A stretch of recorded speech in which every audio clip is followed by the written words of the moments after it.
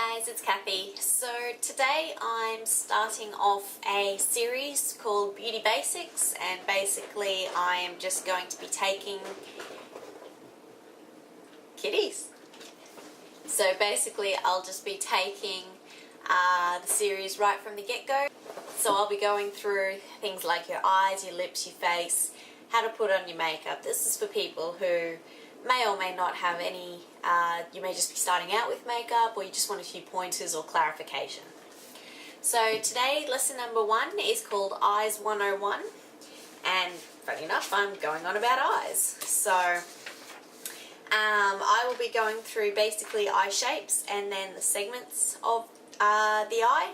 So for me personally, I find it easier to separate eyes into 5 different areas or segments, and these terms are fairly generic, so if you watch other makeup tutorials on YouTube, they will mention these sorts of terms, and so you'll have an idea of what they're talking about. But here is an eye. Hooray! I do apologise for my drawing, I am not an artist. But these are the different areas, and sorry, I meant 4 areas, not 5. The first is the eyelid, which is this green area here. Basically, that is from your lash line up to the point where the moving part of your eye meets the part of your skin which is still. So that's what I refer to as the eyelid.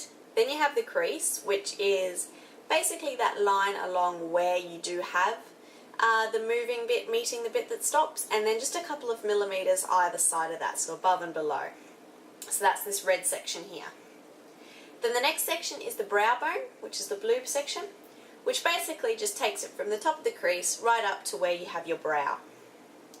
And then finally I have my under eye, and this is basically just the section under the eye where your lower lashes will extend out to. So those few millimeters beyond where your eye is, where your lashes reach to.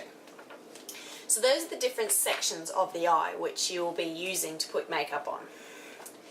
I do also talk about other things in some of my later videos, say inner and outer eyelid, outer V, upper brow bone, but I will be explaining what I mean by these terms in my later tutorials anyway. So as far as the shapes go, there are many different types, but they all fit into basic categories. So I'm going through the most generic. The first one is, we'll be going through the lid and brow bone arrangements before talking about orientation of eyes. So the first is deep set. Hooray, pictures! Basically what this means, you've got larger eyes and they are pushed further back into your brain, so, head, and so it looks like you have a very pronounced brow bone. So this gives the illusion of a much more prominent brow bone, and it's a very strong look. However, because you have large eyes, you can also make them look very doughy. So that's what deep set is. Sorry, I have a little thingy that I'm reading out here because it was easy than trying to memorize everything. The next one is monolid. Now this is primarily what Asian eyes are like. Basically you have a flat surface, there's very little in the way of crease, and the eye is quite narrow in nature. The good thing about the mono eye is you basically almost have like a flat canvas that you can draw on, so you can put in the crease exactly where you want it. So it's a lot of fun working on monolid eyes. The next one is the hooded eye, and essentially this is what I am. Your section of skin for your brow bone almost falls over your lid, so you don't see much of your lid in that sense, and the crease is very far set back.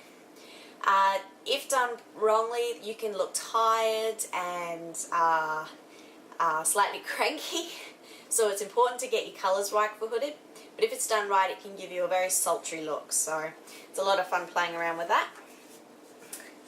And the last one of the different types of brown and lid arrangements is your protruding eye, and this is more or less opposite to hooded. Basically it is where your lid is very pronounced very large and you have a lot of space to work with. So your crease is quite visible. It doesn't get hidden by the two different types of skin. It's great for working with eyeshadow as you do have plenty of space, but if it's not used properly, it can be very overpowering. So you have to be careful with the colours that you use. Alright, so those are the different shapes. Then there's two different types of orientation. The first type of orientation is your upturned, which is sort of where your inner corner is angled down and your upper corner is angled up. So it's also known as the classical almond shape. The eye can range from quite large to quite narrow depending on your ethnicity, but no matter what, they're all angled slightly down at the inner and out of the upper.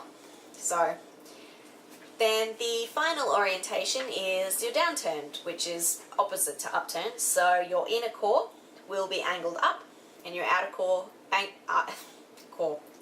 is angled down.